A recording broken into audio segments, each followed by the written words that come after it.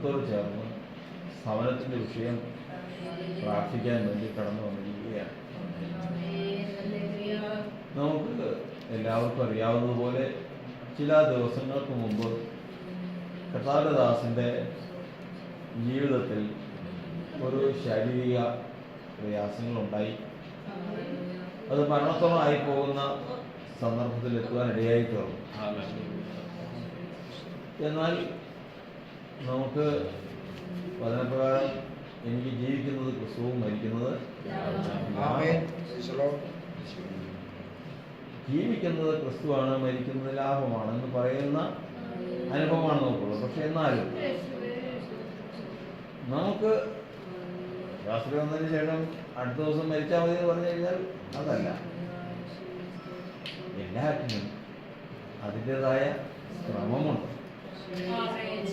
ആ ക്രമപ്രകാരമല്ലെങ്കിൽ അത് സന്തോഷമാവും. നമ്മൾ 39-ാം സങ്കീർത്തനം 4-ാം വാക്യം വായിക്കുന്നത് പ്രകാരമാണ്: യഹോവേ, എൻ്റെ അവസാനത്തെയും എൻ്റെ ആയുസ് എത്ര എന്നതിനെയും എന്നെ അറിയിക്കണം. ഇത് മനുഷ്യന്റെ ജീവിതത്തിൽ ഏറ്റവും വലിയ അറിവാണ്, ഏറ്റവും വലിയ അറിവ്. അതായത് നമ്മൾ ജനിച്ച ദിവസത്തേക്കാൾ പ്രധാനപ്പെട്ടതാണ് ഏത് ദിവസം? മരണ ദിവസം. മരണ ദിവസം ജന്മ ദിവസത്തേക്കാൾ ഉത്തമമാണ്. നമ്മൾ പലപ്പോഴും ജന്മ ദിവസമാണ് ഉത്തമമെന്ന് വിചാരിക്കും. അങ്ങനെയല്ല, മരണ ദിവസമാണ് ഉത്തമം. കാരണം ആ ദിവസമാണ് നമ്മൾ ഏത് നിലയിലേക്ക് നിത്യതയിലേക്ക് കടക്കുമെന്ന് തീരുമാനിക്കുന്ന വാതിലതാണ്. കാരണം വചനം പറയുന്നത് എങ്ങനെ പോകണം, ആ വാതിൽ കടന്ന് എങ്ങനെ പോകണം. നമ്മൾ പഠിച്ചിട്ടുള്ളത് നമ്മൾ അയക്കേണ്ടതാരാ? മരണസമയത്ത് നമ്മുടെ പ്രാണനെ ശരി നീ പൊയ്ക്കോ എന്ന് പറഞ്ഞ് അയക്കേണ്ടത് സമാധാനത്തിന്റെ ദൈവം. ഏത് ദൈവം? ദൈവത്തിന് ബഹുവിധ മുഖങ്ങളുണ്ട്. പ്രതികാരത്തിന്റെ ദൈവം, ഉദ്ധാരണങ്ങളുടെ ദൈവം, വീണ്ടെടുപ്പിന്റെ ദൈവം, രക്ഷയുടെ ദൈവം, ഇങ്ങനെ പല വിധത്തിലാണ് ദൈവത്തിന്റെ പ്രവർത്തികൾ. എന്നാൽ ഒരു മനുഷ്യന്റെ ആയുസ്സിൽ എപ്പോഴും തങ്ങളോട് കൂടെ ഇരിക്കേണ്ട ഒരാളാണ് ഏത് ദൈവം? സമാധാനത്തെ ദൈവം. സമാധാനത്തെ ദൈവം ചെയ്യുന്ന പ്രവർത്തികൾ വേദപുസ്തകത്തിലുടനീളം നമ്മൾ പഠിക്കണം. കാരണം സമാധാനത്തെ ദൈവം തന്നെ എൻ്റെ പ്രാണനെ വീണ്ടെടുത്ത് സമാധാനത്തിലാക്കി. പ്രാണനെ വീണ്ടെടുക്കുന്ന ആരാ? സമാധാനത്തെ ദൈവം. സമാധാനത്തിന് ദൈവം നമ്മെ മുഴുവനും ശുദ്ധീകരിക്കുന്ന ആരാ? സമാധാന ദൈവം. സമാധാനത്തിന്റെ ദൈവം സാത്താൻ നമ്മുടെ കാൽക്കീഴിയാക്കി. അപ്പോൾ ശത്രുവിനെ കാൽക്കീഴിയാക്കുന്ന ആരാ? സമാധാനത്തിലായി കഴിഞ്ഞാൽ ശിമിയോൻ പറഞ്ഞതുപോലെ, ഇപ്പോൾ നാഥാ നീ എന്നെ സമാധാനത്തോടെ വിട്ടയക്കുന്നു, അപ്പൊ ഈ ശരീരത്തിൽ നിന്ന് പ്രാണനെ പൊയ്ക്കോ എന്ന് പറഞ്ഞ് വിടുന്നത് ആരാ? സമാധാന ദൈവം. ഇത്രയും കാര്യങ്ങൾ നടന്നാൽ നാളെ കർത്താവ് ഭരിക്കും. എവിടെ? ഈ ഭൂമിയെ ഭരിക്കും. ഈ ഭൂമിയെ ഭരിക്കാൻ വരുമ്പോഴത്തേക്കും വരുന്നത് ആ നിത്യരാജാവ് നമ്മുടെ ക്രിസ്തു യെരൂശലേമിൽ ഇരുന്ന് ഭരിക്കാൻ ഇങ്ങോട്ട് വരുമ്പോൾ അവൻ ആരായിട്ടാ വരുന്നത്? സ്വർഗം പറയാം, സമാധാനത്തിന്റെ ദൈവമായിട്ടാണ്. എന്തിനു വേണ്ടിയിട്ടാ? സമാധാനത്തിൽ ഇവിടുന്ന് ആരെല്ലാം വിട്ടുപോകുന്നോ അവരെ ഒക്കെയും കൂട്ടിവരട്ടെ. കൂട്ടിവരുത്തിയതിനു ശേഷം കർത്താവിനോട് ഭരിക്കാൻ, കർത്താവിനോട് ഈ ലോകത്തിൽ ജീവിക്കാൻ. അപ്പോൾ ഈ ലോകത്ത് നിന്ന് എങ്ങനെ പോകണം? അങ്ങനെയുള്ളവരെ ദൈവം, സമാധാനത്തിൽ ദൈവം നാളെ മടക്കി വരും. വചനേതാ? ഇതൊക്കെ വചനം വചനം വേണം. പക്ഷെ വചനമില്ലാതെ നമ്മൾ ഗ്രഹിച്ചിരിക്കണം. എന്തെങ്കിലും പറഞ്ഞ് പഠിച്ചാൽ പോരാ. വചനത്തിന് അതിൻ്റെതായ അടിസ്ഥാനങ്ങളുണ്ട്. അപ്പോൾ ഏതൊക്കെ ഘട്ടങ്ങൾ കടന്നു പോകുന്നറിയോ? വീണ്ടെടുത്തു, പ്രാണനെ വീണ്ടെടുത്തു, ശുദ്ധീകരിച്ചു, സാത്താനെ കാൽക്കീഴാക്കി, സമാധാനത്തിലൂടെ വിട്ടയച്ചു. അവിടെ നിന്ന് നമ്മെ നാളെ മടക്കി വരുന്നു. അപ്പോ നമ്മുടെ എല്ലാവരുടെയും ലക്ഷ്യം ജനന ദിവസത്തെക്കാൾ മരണ ദിവസം ഉത്തമമാകണമെങ്കിൽ ആ മരണ ദിവസം എങ്ങനെയായിരിക്കണം? സമാധാനം. സമാധാനം എന്ന് പറയുമ്പോൾ സമാധാനത്തിന് വലിയ തന്നെ അസമാധാനം അല്ലെങ്കിൽ യുദ്ധമാണ്. യുദ്ധം ഉള്ളപ്പോ സമാധാനമായിട്ട് നമുക്ക് പോകാൻ പറ്റില്ല. മനുഷ്യന് സമാധാനം വേണമെങ്കിൽ യുദ്ധമില്ലാതാണ്. യുദ്ധം ആരുമായിട്ടാണ് നമുക്ക് പോരാട്ടമുള്ളത്? ജഡത്തിനോടല്ല, പിന്നെയോ പിശാചിനോട്, ശത്രുവിനോടാണ് യുദ്ധം. അപ്പൊ ശത്രുവിനോട് യുദ്ധമുള്ളിടത്തോളം കാലം നമുക്ക് എന്തുണ്ടാവില്ല? അപ്പോ നമ്മൾ മരണ ദിവസം എത്തുന്നതിന് മുമ്പേ തന്നെ എന്ത് ചെയ്തിരിക്കണം? ശത്രുവിനെ കീഴടക്കിയിരിക്കണം. ശത്രുവിനെ കീഴടക്കിയിരിക്കുമ്പോ ശത്രു കീഴടക്കി കഴിഞ്ഞാൽ അപ്പൊ നമ്മുടെ പ്രാണൻ എന്തായി? ശത്രു കീഴടങ്ങാനായിട്ട് എന്താ വഴി? അതിനാണ് കർത്താവ് നമുക്ക് വാള് തന്നിരിക്കുന്നത്. വാളെന്ന് പറയുന്നത് ശുശ്രൂഷയാണ്. ഒരു ശുശ്രൂഷകന്റെ ജീവിതം എന്ന് പറയുന്നുണ്ടല്ലോ എല്ലാവരും. ഇന്നിപ്പോ ഇങ്ങനെയാണ് വചനം പറയുന്നത്. ഒരു കാളക്കിടാവിനോടും 7 ആട്ടുകൊറ്റനോടും കൂടി കരപൂരണത്തിന് വന്ന എല്ലാവരും ദൈവമല്ലാത്തേക്ക് പുരോഹിതന്മാരായിരുന്നു. ഇതാ ഇന്നത്തെ ശുശ്രൂഷ എന്ന് പറഞ്ഞത്. അതല്ല ശുശ്രൂഷ എന്ന് പറഞ്ഞ് കയ്യിലേക്ക് ഏൽപ്പിക്കണമെന്നുണ്ടല്ലോ, നമ്മൾ വിചാരിക്കുന്ന കാര്യമല്ല. ശുശ്രൂഷ ഫലമേൽപ്പിക്കുമ്പോൾ, അത് ഫലമേൽക്കുമ്പോൾ അത് വാളാണ്. ആ വാള് ആർക്കെതിരെയാ? സഭയ്ക്കെതിരെയല്ല. കയ്യിൽ വാള് കിട്ടിക്കഴിഞ്ഞാൽ ഉടനെ തന്നെ ആരെല്ലാം തനിക്ക് എതിരുണ്ടോ അവനെ ഒതുക്കാനല്ല, അവനെ ഒതുക്കാനല്ല, പിന്നെ ശത്രുവിനെ ഒതുക്കാൻ. ശത്രു വാളുമായിട്ടുണ്ട്. അപ്പോ കർത്താവിൽ നിന്ന് ശുശ്രൂഷ അപ്പോസ്തലനായ പത്രോസ് കർത്താവിനോടുകൂടി ചേർന്നു കടപ്പുറത്ത് മീൻ പിടിച്ചുകൊണ്ടിരിക്കുമ്പോഴാണ് സന്ദർശിച്ചത്. പടകിന് വലത്ത് ഭാഗത്തേക്ക് മാറി വീശി എന്ന് പറഞ്ഞു. വീശിയപ്പോ പെരുത്ത് മീൻകൂട്ടം കിട്ടി. മീൻകൂട്ടത്തെ അല്ല പത്രോസ് കണ്ടത്, പിന്നെയോ പിന്നെന്താ കണ്ടേ? കർത്താവേ, ഞാൻ പാപിയായ മനുഷ്യൻ. അപ്പൊ ഈ പെരുത്ത മീൻകൂട്ടത്തെ അല്ല പത്രോസ് കണ്ടത് എന്റെ പാപത്തെയാണ്. ഉടയവൻ ചെയ്ത ആ പ്രവൃത്തിയിൽ തന്റെ പാപത്തെ. കർത്താവേ, എന്നെ വിട്ട് പോകണം, ഞാൻ പാപിയായ മനുഷ്യൻ. എന്റെ പിന്നാലെ വരിക, ഞാൻ നിന്നെ മനുഷ്യരെ പിടിക്കുന്നവരാണ്.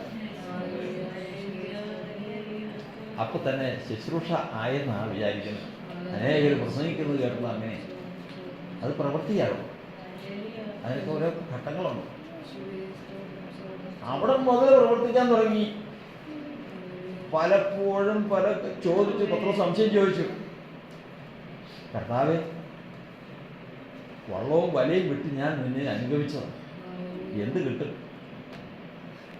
കർത്താവ് പറഞ്ഞു,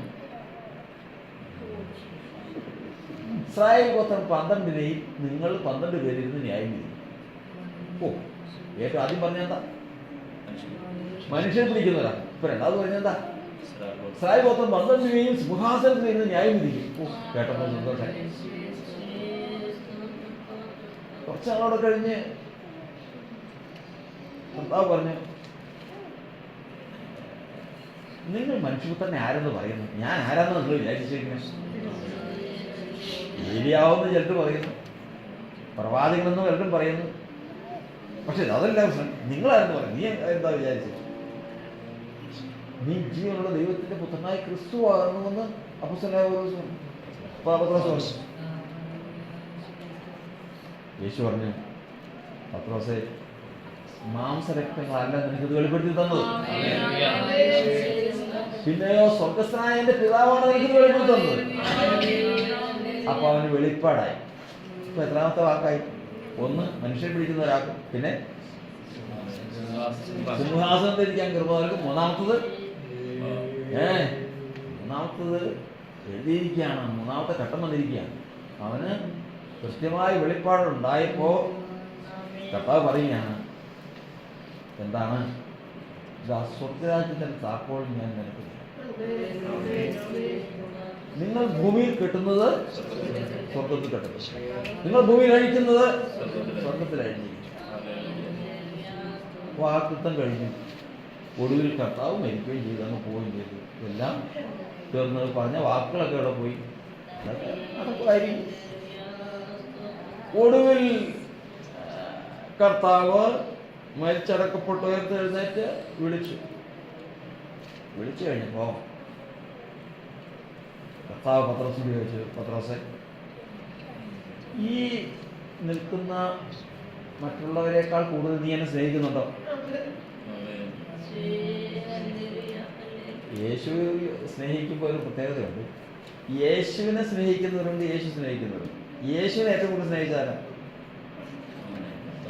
യേശുവിനെ ഏറ്റവും കൂടുതൽ സ്നേഹിച്ചു പത്രോസ്. യേശു ഏറ്റവും കൂടുതൽ സ്നേഹിച്ചാലും യോഹന്നാൻ. അതൊക്കെ അതിൻ്റെതായ അർത്ഥങ്ങളുണ്ട്. അതിപ്പോൾ നമ്മൾ ഇവിടെ ചിന്തിക്കുന്നില്ല. പത്രോസ്, നീ ഈ നിൽക്കുന്നതിൽ കൂടെ എന്നെ സ്നേഹിക്കുന്നുണ്ടോ? കർത്താവെ കൊണ്ട് എൻ്റെ ആടുകളെ മേയ്ക്കാം. അത് ശരി. അപ്പൊ ഇത്രയും കാലം പറഞ്ഞതല്ല ശുശ്രൂഷ. ശുശ്രൂഷ വരാൻ പോകുന്നേ ഉള്ളൂ. ശുശ്രൂഷ ഏൽപ്പിക്കാൻ പോവാ. കാരണം ശുശ്രൂഷ അങ്ങനെ അവനെ ഏൽപ്പിക്കില്ല. ശുശ്രൂഷ ഏൽപ്പിക്കുന്ന ആര്? 1 തിമോത്തി 1:12 എഴുതിയിരിക്കുന്നത് എന്താ? ഒന്ന് വേഗം വായിക്കണം. 1 തിമോത്തിയോസിന്റെ ലേഖനം 1:12. എനിക്ക് ശക്തി നൽകിയ ക്രിസ്തുയേശു എന്ന നമ്മുടെ കർത്താവ്, എനിക്ക് ശക്തി നൽകിയ ക്രിസ്തുയേശു എന്ന കർത്താവ് എന്നെ വിശ്വസ്തനെന്ന് എണ്ണി ശുശ്രൂഷയ്ക്ക് ആക്കിയതുകൊണ്ട് ഞാൻ അവനെ സ്തുതിക്കുന്നു. ഒരു സ്ഥാപനത്തിന്റെ ഉടമസ്ഥൻ തൻ്റെ സ്ഥാപനത്തിൽ ജോലി ചെയ്യുന്ന 2 പേർക്ക് പണ്ട് മുമ്പ്, കാലങ്ങൾക്ക് മുമ്പാണ് 10 ലക്ഷം രൂപ ക്രയവിക്രയം ചെയ്യാനുള്ള അവസരം കൊടുത്തു. 2 പേർക്ക് 10 ലക്ഷം രൂപ. ഒരുവൻ അതുകൊണ്ട് പല കാര്യങ്ങളും ചെയ്തു, മറ്റൊന്ന് വേറെ കാര്യങ്ങൾ പല ചെയ്തു. ഒടുവിൽ 2 പേരെയും കണക്കെടുത്ത് പരിശോധിച്ചു കഴിഞ്ഞപ്പോൾ ഇവർ എന്തിനു വേണ്ടി ഇതിന് ചെലവഴിച്ചു നോക്കിയപ്പോൾ ഒരുവൻ വളരെ ബുദ്ധിപൂർവവും സ്ഥാപനത്തിൻ്റെ നിലനിൽപ്പിന് ഒരിക്കലും തനിക്ക് നഷ്ടം വരാതെയും കാര്യങ്ങൾ ചെയ്തിരിക്കുന്നു എന്ന് ഉടമസ്ഥൻ കണ്ട് അവനെ സ്ഥാപനത്തിൻ്റെ മാനേജരാക്കി. ഇതുപോലെയാണ് ശുശ്രൂഷ എന്ന് പറയുന്നത്. ശുശ്രൂഷിക്കാൻ വരുമ്പോഴത്തേക്കും കർത്താവായിട്ട് ആദ്യം കൊടുക്കുന്നത് എന്താ? ശക്തിയാണ് കൊടുക്കുന്നത്. അധികാര ശക്തിയാണ് കൊടുക്കുന്നത്. ശക്തി ഇട്ടിട്ട് എന്ത് ചെയ്യാനാ? കാരണം പിശാച് ഒക്കെ വിട്ടു പോകണമെങ്കിൽ എന്ത് വേണം? ശക്തി വേണം. ദൈവത്തിന്റെ ശക്തിയാൽ ഞാൻ ഭൂതങ്ങളെ പുറത്താക്കുമെന്ന് യേശു എന്നെ സാക്ഷ്യം പറഞ്ഞിരിക്കുന്നത്. അതിന്റെ ചരിത്രം വേറെയാ. അപ്പോ ഇങ്ങനെ ശക്തി കൊണ്ട് നൽകിയ ദൈവം എന്നെ എന്ത് തന്നെ. അപ്പൊ ശക്തി കൊണ്ട് എന്ത് ചെയ്തു? വിശ്വസ്തത. ശക്തി തരുന്നു. തലേ കൈ വെച്ച് പ്രാർത്ഥിക്കാൻ അവസരം കിട്ടിക്കഴിഞ്ഞാൽ, അല്ലെങ്കിൽ ഏതെങ്കിലും തരത്തിൽ പ്രാർത്ഥിക്കാനുള്ള കൃപ കിട്ടിക്കഴിഞ്ഞാൽ, ഞങ്ങൾ അവിടെ എടുത്ത ഒരാൾ ഒരു ബോർഡ് വെച്ച് അദ്ദേഹത്തിൻ്റെ പേര് എഴുതി വെച്ചതിന് ശേഷം താഴത്ത് പ്രാർത്ഥനാ കൃപ എന്ന് പറഞ്ഞു കഴിഞ്ഞാൽ പ്രാർത്ഥിക്കാൻ ആവശ്യമുള്ളവർ അവിടെ ചെന്നാൽ അത് ചെന്ന് കഴിഞ്ഞാൽ പിന്നെ ബാക്കിയുള്ളതൊക്കെ പിന്നെ ജീവിതം നടക്കണ്ടേ. അപ്പോൾ തനിക്ക് ലഭിച്ച കൃപ അത് സ്വന്തം വഴിക്ക് ബിലയാമിനെ പോലെ. ബിലയാമിന് നല്ല സുഖമല്ലേ? കർത്താവ് കൃപ കൊടുത്തതാണ്. നീ മുടിഞ്ഞു പോകുമെന്ന് പറഞ്ഞു കഴിഞ്ഞാൽ അവൻ ആയിക്കാലത്ത് രക്ഷപ്പെടുന്നു. നീ നന്നായി വരുമെന്ന് പറഞ്ഞാൽ അവൻ രക്ഷപ്പെടും. ഇത് അവർക്ക് എല്ലാവർക്കും കണ്ട് പരിചയമുള്ള. അപ്പോൾ എല്ലാവരും പ്രശ്നത്തിന് ദക്ഷിണയുമായിട്ട് കാശ് വീട്ടിലേക്ക് ഒഴുകിക്കൊണ്ടിരിക്കുക. പക്ഷെ ദൈവം എന്ത് തന്നെയില്ല. അപ്പൊ അതുകൊണ്ട് എന്ത് കിട്ടിയില്ല? ശുശ്രൂഷ കിട്ടിയില്ല. ശുശ്രൂഷ എന്ന് പറഞ്ഞതേ അത് ദൈവം വിശ്വസ്തൻ എന്നെ ഏൽപ്പിക്കുന്നത് വാളാണ്. ഇതാണ് ഏൽക്കുന്നത്. പത്രോസിനോട് പറഞ്ഞു എൻ്റെ ആളുകളെ നീക്കാം. വീണ്ടും ചോദിച്ചു, പത്രോസേ ഞാൻ ചോദിക്കട്ടെ, ഈ നിൽക്കുന്നവരിൽ കൂടുതലായിട്ട് നീ എന്നെ സ്നേഹിക്കുന്നുണ്ടോ? കർത്താവേ ഉണ്ട്. എൻ്റെ കുഞ്ഞാടുകളെ മേയ്ക്കാം, കുഞ്ഞാടുകളെ പരിക്കാം. വീണ്ടും കർത്താവിനോട് ചോദിച്ചു, പത്രോസേ ഈ നിൽക്കുന്നവരിൽ പരമായിട്ട് നീ എന്നെ സ്നേഹിക്കുന്നുണ്ടോ? എല്ലാം ഓർത്തു സങ്കടം. ആ തള്ളി പറഞ്ഞത് രാഗിയതും എന്തെല്ലാം ചെയ്തു എല്ലാം ഓർത്തു. കർത്താവേ നീ സകലതും അറിയുന്നതാണ്. ഞാൻ ഒന്നും നിന്റെ അടുത്ത് പറയാനോ നിന്നോട് വെളിപ്പെടുത്താനോ എനിക്ക് ആവശ്യമില്ല. നീ ആദ്യം തന്നെ അന്തവും അറിയുന്നവനാണ്. ഞാൻ നിന്നോട് ഒത്ത് പറയാൻ സമാധാനം. എൻ്റെ കുഞ്ഞാടുകളെ പാലിക്കും. 3 ശുശ്രൂഷകൾ കൊടുത്തതിന് ശേഷം പറയുകയാണ്, പത്രോസേ നീ യൗവനക്കാരനായിരുന്നപ്പോ നീ അര കെട്ടി നിനക്ക് ഇഷ്ടമുള്ള എടുത്ത് നടന്നു. അതങ്ങനെ നടന്നു. എന്നാൽ നീ വൃദ്ധനായതിനു ശേഷം മറ്റൊരുത്തൻ നിന്റെ അര കെട്ടുകയും നിനക്ക് ഇഷ്ടമില്ലാത്തൊരു സ്ഥലത്തേക്ക് നിന്നെ കൊണ്ടുപോവുകയും ചെയ്യും. ദൈവം എന്തറിയിക്കുക? അവസാനം എങ്ങനെയാണെന്ന് അറിയിക്കുക. നീ എങ്ങനെ അവസാനിക്കുമെന്ന് അറിയിക്കുക.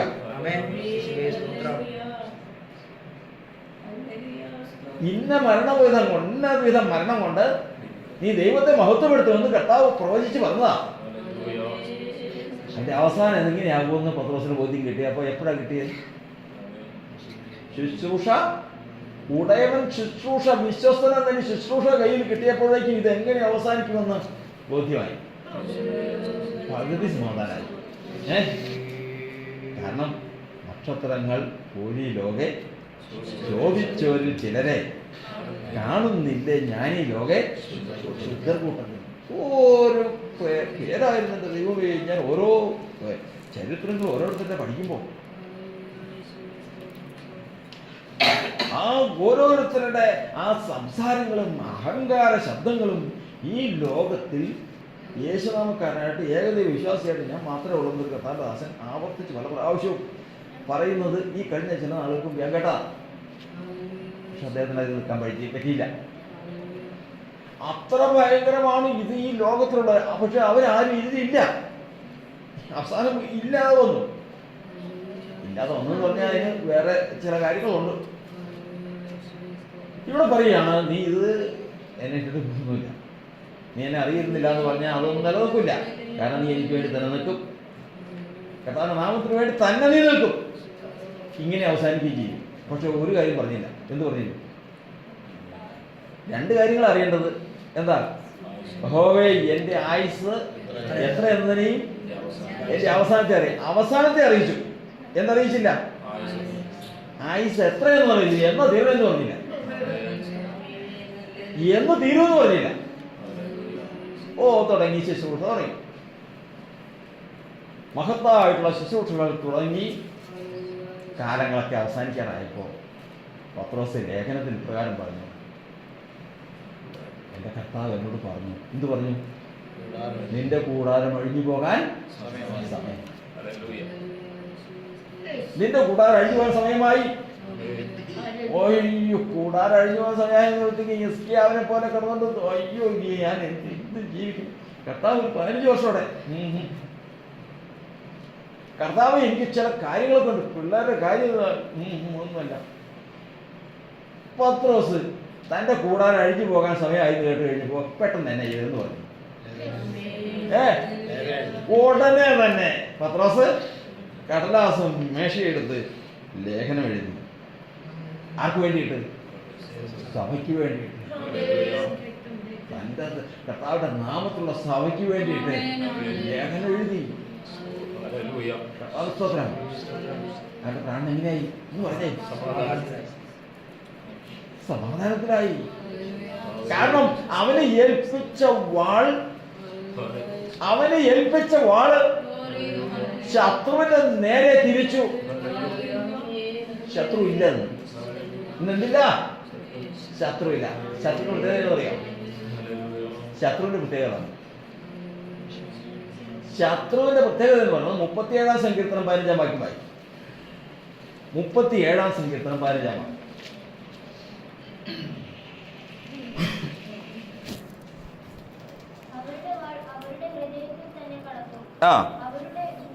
അവരുടെ വാൾ അവരുടെ ഹൃദയത്തിൽ തന്നെ കടക്കും. കർത്താവ് സ്തോത്രം.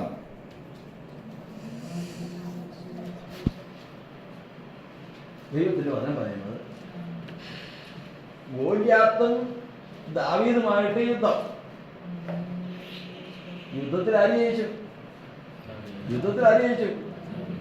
ഒരു കവണയും കല്ലുമായിട്ട് ദാവീദ് യുദ്ധം ജയിച്ചു. ഫെലിസ്ത്യൻ വീണു, അവൻ മരിച്ചു. ദാവീദ് ഓടി അടുത്ത് ചെന്നു. ദാവീദിന്റെ കയ്യിൽ എന്തില്ല? വാളില്ല. ഇവൻ നേരെ കയറി നിന്നു. എവിടെ നിന്നു? ഗോലിയാത്തിന്റെ പുറത്ത് കയറി അങ്ങ് നിന്നതിന് ശേഷം അവന്റെ വാള് ഊരി അവനെ കൊന്നു. ആരുടെ വാള്? ഫെലിസ്ത്യനായ ഗോലിയാത്തിന്റെ വാൾ ആരെ കൊന്നു? ഫെലിസ്ത്യനെ കൊന്നു. ആരാൽ? അഭിഷിക്തനാൽ. 30-ാം സങ്കീർത്തനം ബാക്കി വായിച്ചെന്താ പറഞ്ഞേ? അവരുടെ വാൾ അവരുടെ ഹൃദയത്തിൽ കിടക്കും. ആരെ? ദുഷ്ടന്റെ വാൾ. ദുഷ്ടന്റെ വാൾ എവിടെ കിടക്കും? അവരുടെ.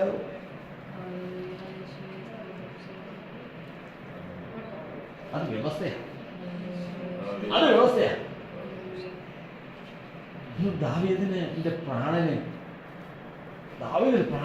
ഒരു അസമാധാനവും ഇല്ല.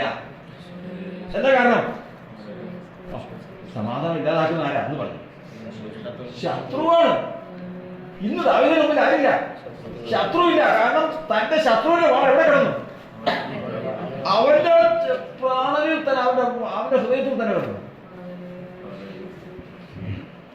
അതിന് മനസ്സിലായോ?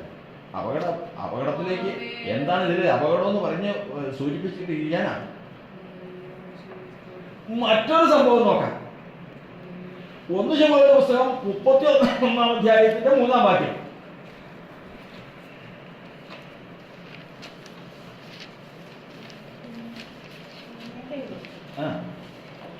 എന്നാൽ പട ശൗലിന്റെ നേരെ ഏറ്റവും മുറുകി. അതായത് ഗിൽബോവ പർവ്വതത്തില് ഫെലിസ്ത്യനും ഇസ്രായേലിനും തമ്മിൽ ഏറ്റുമുട്ടലാണ്. ഈ ഏറ്റുമുട്ടലിൽ യുദ്ധം മുറുകി. ശൗലിന്റെ നേരെ ഫെലിസ്ത്യർ പാഞ്ഞടുക്കുകയാണ്. നിൽക്കാൻ സാധിക്കുന്നില്ല. യുദ്ധത്തിൽ ശൗലിന് നിൽക്കാൻ സാധിക്കുന്നില്ല. വില്ലാളികൾ അവനിൽ ദൃഷ്ടി വെച്ചു. വില്ലാളികളാൽ അവൻ ഏറ്റവും വിഷമത്തിലായി. ശൗൽ തന്റെ ആയുധവാഹകനോട്, ഈ അഗ്രചർമ്മികൾ വന്ന് എന്നെ കുത്തിക്കളയുകയും അപമാനിക്കുകയും ചെയ്യാതിരിക്കേണ്ടതിന് നിന്റെ വാളൂരി എന്നെ കുത്തുക എന്ന് പറഞ്ഞു. ആയുധവാഹകൻ ഏറ്റവും ഭയപ്പെട്ടത് കൊണ്ട് അവന് മനസ്സ് വന്നില്ല. അതുകൊണ്ട് ശൗൽ ഒരു വാൾ പിടിച്ച് അതിന്മേൽ വീണു. ശൗൽ മരിച്ചു എന്ന് അവന്റെ ആയുധവാഹകം കണ്ടപ്പോൾ താനും അങ്ങനെ തന്നെ തന്റെ വാളിന്മേൽ വീണ് അവനോടുകൂടെ മരിച്ചു. ആരുടെ വാൾ ആരുടെ ഉള്ളിൽ കയറി? 32-15 വായിച്ചതാ, മറന്നുപോകരുത്. അവരുടെ വാൾ ആരുടെ വാൾ? ദുഷ്ടന്റെ വാൾ. ശുശ്രൂഷ പ്രാപിച്ച് വാളൊക്കെ കയ്യിൽ ഉണ്ടെങ്കിലും ഇവരിൽ നിന്ന് എന്ത് വിട്ടുമാറിയിട്ടില്ല? ദോഷം വിട്ടുമാറിയിട്ടില്ല. ഇന്ന് സ്വന്തം വാൾ അവന്റെ ഹൃദയത്തിൽ കിടക്കുകയാണ്. എന്താ കാരണം എന്നറിയാവോ? 2 ശമൂവേലിന്റെ പുസ്തകം 1-3 മുതൽ വായിക്കും.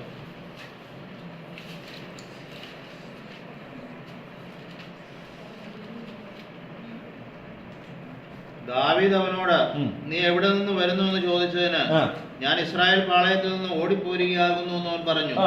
ദാവീദ് അവനോട്, കാര്യം എന്തായി പറക എന്ന് ചോദിച്ചു. അവൻ ആരാന്ന് ചോദിച്ച 2-ാം വാക്യമാണ്.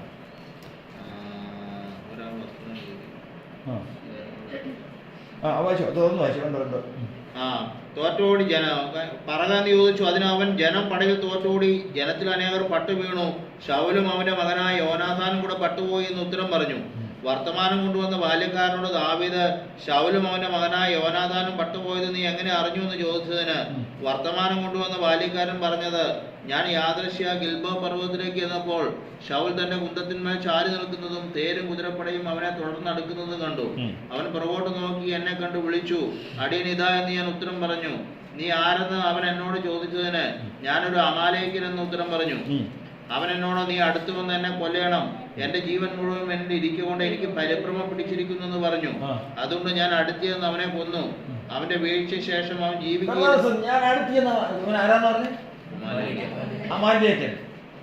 ഇവൻ ഇന്ന് ശേഷിച്ചിരിക്കുന്നത് ആരുടെ പിഴവെന്നറിയാം? ഇവൻ ഇന്ന് ശേഷിച്ചിരിക്കുന്നത് ആരുടെ പിഴവെന്നറിയാം? ഒരു ശുശ്രൂഷയുടെ പിഴവാ. ഏത് ശുശ്രൂഷ?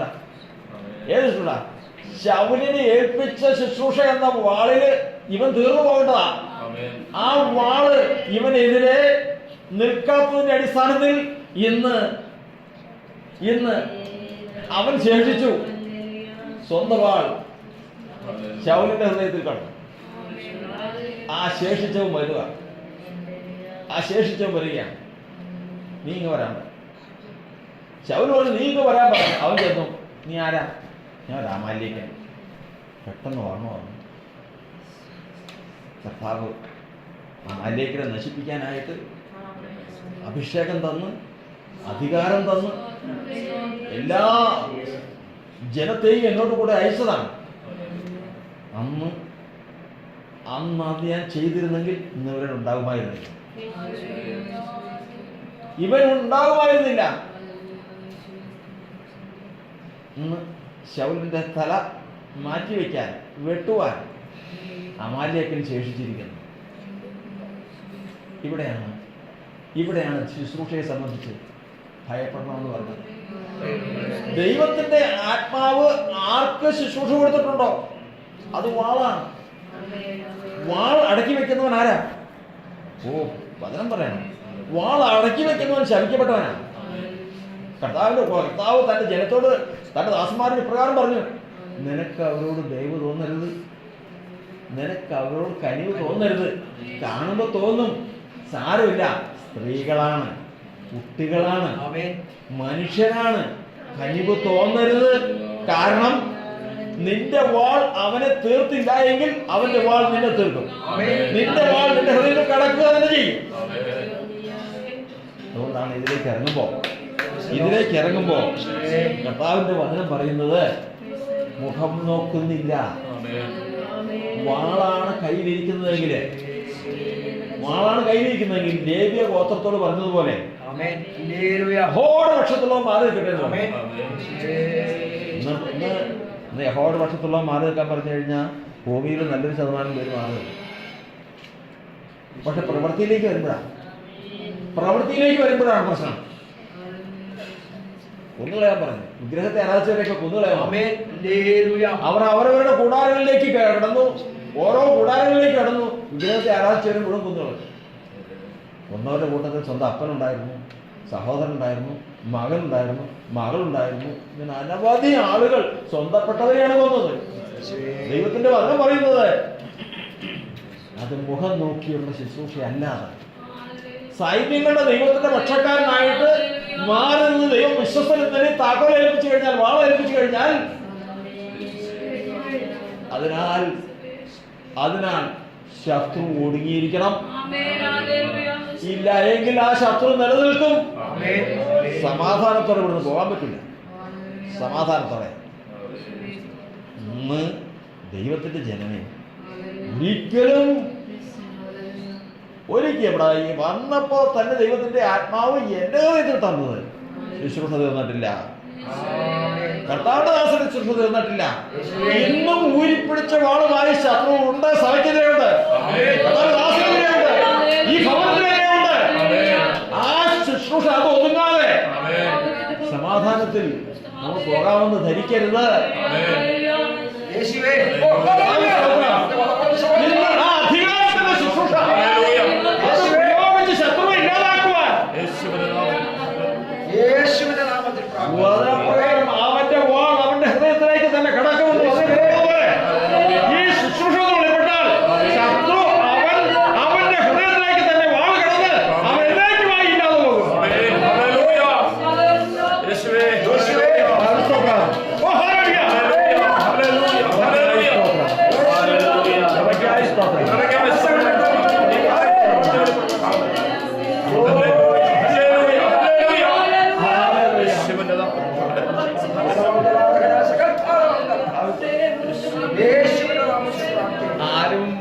പന്തലിടാനല്ല ഒരുങ്ങേണ്ടത്,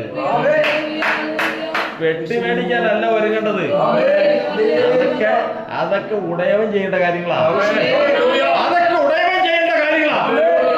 വാളേറ്റവൻ ചെയ്യേണ്ട കാര്യങ്ങൾ ദൈവം കൽപ്പിച്ചിരിക്കുന്നു. നോക്കുക, നോക്കുക.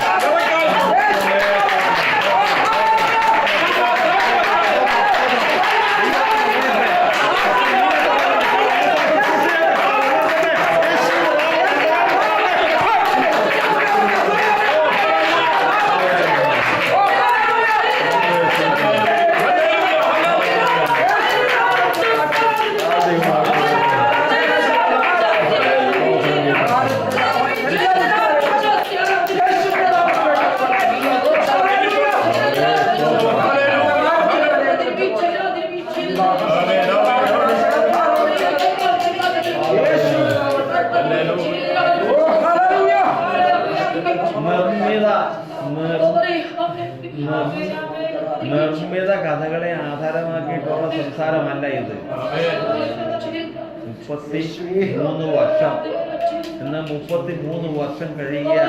ഈ ദിവസങ്ങളിൽ ഞാൻ എൻ്റെ ദൈവത്തിൻ്റെ കൃപയാൽ എന്നെ ഈ ശുശ്രൂഷ ഈ സഭയിൽ കൊണ്ടുവന്നിട്ട് 33 വർഷം കഴിയുക. അന്ന് മുതൽ ഇന്ന് വരെയും കർത്താദാസന് ഔദ്യോഗിക സ്ഥാനങ്ങളൊന്നുമില്ല. ഇന്നുവരെയും ഞാൻ ഏതെങ്കിലും തരത്തിൽ ഹൃദയം തെറ്റിയിട്ടുണ്ടെങ്കിൽ, സ്വന്തം വഴിയിലേക്ക് തിരിഞ്ഞിട്ടുണ്ടെങ്കിൽ, വീഴ്ചയുണ്ടെങ്കിൽ, അപ്പോൾ കർത്താദാസൻ എൻ്റെ അടുത്ത് വരുന്നതായിട്ട് ദൈവം കാണിക്കും. എന്നതിൽ തെറ്റിപ്പോയി എന്ന് ദൈവത്തിന്റെ ആത്മാവ് ആ ആലോചനയിൽ എനിക്ക് പറഞ്ഞു തരും. ഈ ദിവസങ്ങൾക്ക് മുമ്പ് അവിടെ എന്നെ കേട്ടവർക്കറിയാം. കർത്താദാസൻ അവിടെ വന്നതിന് ശേഷം ഞാൻ സ്വപ്നം കണ്ടു കിടക്കുക. വെള്ളയല്ല, ഒരു ഗ്രേ ഷർട്ട് ധരിച്ചുകൊണ്ട് എൻ്റെ അടുത്ത് വന്നതിന് ശേഷം പറഞ്ഞ്, ഞാൻ ഇരിക്കുക, എഴുന്നേൽക്കാൻ, അതായത് ഞാൻ എഴുന്നേൽക്കണം, അതാണ് ഉദ്ദേശിക്കുന്നത്. വേറെ ചില കാര്യങ്ങൾ എനിക്ക് സംസാരിക്കാനാണ്. പിന്നീട് നടന്ന കാര്യങ്ങളൊന്നും ഞാനിവിടെ പറയുന്നില്ല. കർത്താവിന് കാരണം ഞാൻ ക്രമീകരിക്കേണ്ട ചില വിഷയങ്ങൾ പറഞ്ഞതാ. ഇത്രയും കാലങ്ങൾ ദൈവത്തിന്റെ സഭയ്ക്ക് ഏതെങ്കിലും കാര്യങ്ങളുണ്ടെങ്കിൽ അത് ഇന്നും ആത്മീക ദർശനവും കാഴ്ചപ്പാടും ഉള്ളവർക്ക് നോക്കിയാൽ അറിയാം. ഒരുപാട് ഭയങ്കര കാര്യങ്ങളൊക്കെ ഉണ്ടല്ലോ. എന്നാൽ ഇന്ന ഒരു നിശ്ചയം പറ, ഇന്ന കർത്താവിന്റെ ദാസനിൽ കൂടി അത് ഒന്ന് ഇന്ന ദാസനെ ദൈവത്തിന്റെ ആത്മാവ് ഇന്നത് വെളിപ്പെടുത്തിയെന്ന് പറ. ഇല്ല, ഇന്നും പലതും മാനവും എല്ലാ സ്ഥാനവും എല്ലാം നഷ്ടപ്പെട്ടിരിക്കാം. വാളെപ്പോഴും കയ്യിലുണ്ട് തോന്നുന്നു. വാളെപ്പോഴും കയ്യിലുണ്ട്. അത് നിർത്തിയിരിക്കുന്നവൻ അത് ചില പ്രവർത്തികൾ ചെയ്യാൻ വേണ്ടിയിട്ടാണ്. മനുഷ്യനായിട്ട് അവസാനിപ്പിക്കാനല്ല.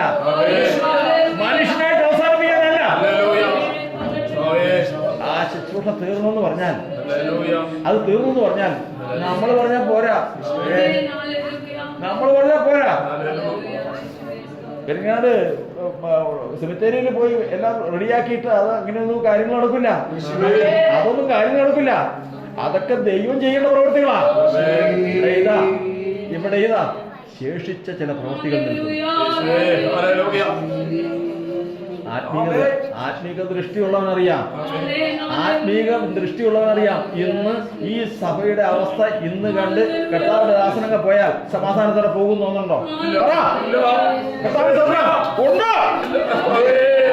സാധിക്കില്ല. ഒരു പ്രവൃത്തി ശേഷിക്കുന്നു.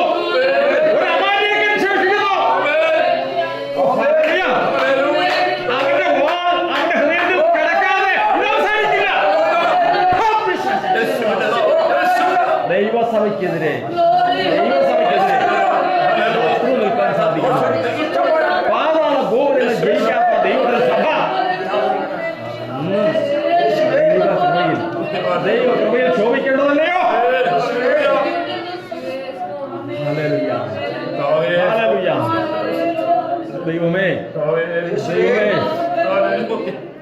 ശുശ്രൂഷ തീരട്ടെ. അവസാനം എങ്ങനെയാന്നുള്ളതല്ല, എന്ന് തീരുമെന്ന് അറിയണമെങ്കിൽ ശുശ്രൂഷ കഴിയട്ടെ. അത് തീരട്ടെ, അത് തീർക്കട്ടെ, തീർക്കട്ടെ. കർത്താവ് എഴുന്നേൽക്കട്ടെ, ശത്രു കീഴടങ്ങട്ടെ, പൂർണ്ണ സമാധാനത്തിലായി തീരട്ടെ, പൂർണ്ണ സമാധാനത്തിലായി തീരട്ടെ. സമാധാനത്തിന്റെ ദൈവം, സമാധാനത്തിന്റെ ദൈവം ഇല്ല ജീസസിനും എന്തൊക്കെ സഭയെ ഇഷ്ടത്തോളം നടത്തിയെങ്കിൽ ഇതിന്റെ പരിപൂർത്തീകരണം വരുത്തുവാൻ കഴിവുള്ള ദൈവമാണ് നമ്മുടെ ദൈവം. ക്രിസ്തുവേശുവിന്റെ നാമത്തെങ്കിൽ അത് സംഭവിക്കുക തന്നെ ചെയ്യും, അത് സംഭവിക്കുക തന്നെ ചെയ്യും. ഓവേ എന്റെ അവസാനത്തെ എന്റെ നാളെത്താൻ പൂർണ്ണ സമാധാനത്തിൽ, പൂർണ്ണ സമാധാനത്തിൽ അയക്കേണ്ട സമയത്ത്, അയക്കേണ്ട സമയത്ത് സമാധാനത്തിന്റെ ദൈവം, സമാധാനത്തിന്റെ ദൈവം തന്നെ പ്രാണനെ വേർപെടുത്തി ക്രിസ്തുവിനോട് എന്നേക്കും വസിപ്പാൻ, ആ ലാഭമായിരിക്കുന്ന അവസ്ഥയിലേക്ക് പ്രവേശിപ്പാൻ, ആ ലാഭമായിരിക്കുന്ന അവസ്ഥയിലേക്ക് പ്രവേശിപ്പാൻ, എനിക്ക് ജീവിക്കുന്നത് ക്രിസ്തുവും ലാഭമാകുന്നു പറഞ്ഞത് ആ ലാഭത്തിലേക്ക് പ്രവേശിപ്പാൻ കർത്താവിനെയും ഭവനത്തെയും അനുഗ്രഹിക്കട്ടെ, തലമുറയെ കർത്താവ് അനുഗ്രഹിക്കട്ടെ. Hallelujah, hallelujah. ദൈവത്തിന്റെ ആത്മാവിന്റെ ക്രമീകരണം നമ്മുടെ ബുദ്ധിക്ക് അപ്പുറമാണ്, നമ്മുടെ ചിന്തയ്ക്ക് അപ്പുറമാണ്, നമ്മുടെ കണക്കുകൂട്ടലുകൾക്ക് അപ്പുറമാണ്. ദൈവത്തിൽ തന്നെ നമുക്ക് ശരണം പ്രാപിക്കാം, അവനെ തന്നെ മുറുകെ പിടിക്കാം, അവനെ തന്നെ മുറുകെ പിടിക്കാം. മാറട്ടെ. Hallelujah, hallelujah. അവനത്തോട് എതിർക്കുന്ന പോരാട്ടങ്ങളുണ്ടല്ലോ,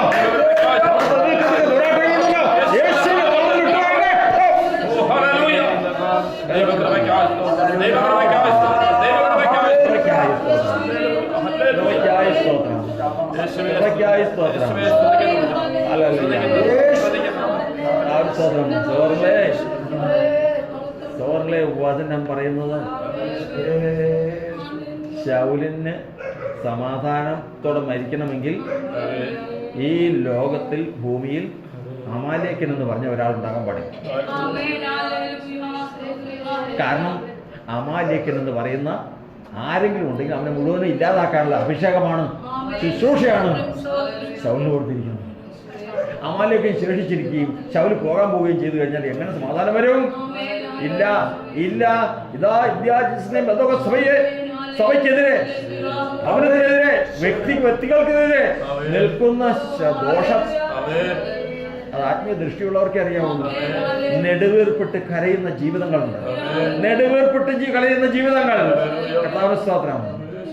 ആ ശത്രു നീങ്ങിപ്പോകണം, ആ ശത്രു ഒടുങ്ങണം, ആ ശത്രുവിന്റെ വാൾ അവന്റെ ഹൃദയത്തിൽ തന്നെ കിടക്കണം. അങ്ങനെ പൂർണ്ണ സമാധാനത്തിൽ ദൈവത്തിന്റെ സഭ, അങ്ങനെ പൂർണ്ണ സമാധാനത്തിൽ ദൈവസഭ. അതിന് പറയുന്നത് നിന്റെ ആയുഷ്കാലത്തൊക്കെയും നീ യെരൂശലേമിന്റെ ആയുഷ്കാലത്തൊക്കെയും ദൈവസഭയുടെ നന്മയെ നീ കാണും. പൂർണ്ണ സമാധാനത്തിൽ നീ കർത്താവിനോട് ചേരും. കർത്താവിന്റെ സ്തോത്രം. ദൈവം ആ നാൾ അറിയിക്കട്ടെ, ആ നാൾ അറിയിക്കട്ടെ, അതിനുവേണ്ടി ക്രമീകരിക്കട്ടെ. സമാധാനത്തിന്റെ ദൈവം തന്നെ ഇതിൽ പ്രവർത്തിച്ച് ഒരു പരിപൂർണമായ ദൈവിക സമാധാനവും സ്വസ്ഥതയും സഭയ്ക്കും കർത്താവദാസനും ഭവനത്തിനും ദേശത്തിൽ തന്നെയും വരുത്തി തരട്ടെ എന്നുള്ള പ്രാർത്ഥനയോടെ ഞാൻ ശുശ്രൂഷ കർത്താവദാസനിലേക്ക് മാറും. യേശുവിനരികിൽ എത്ര നല്ല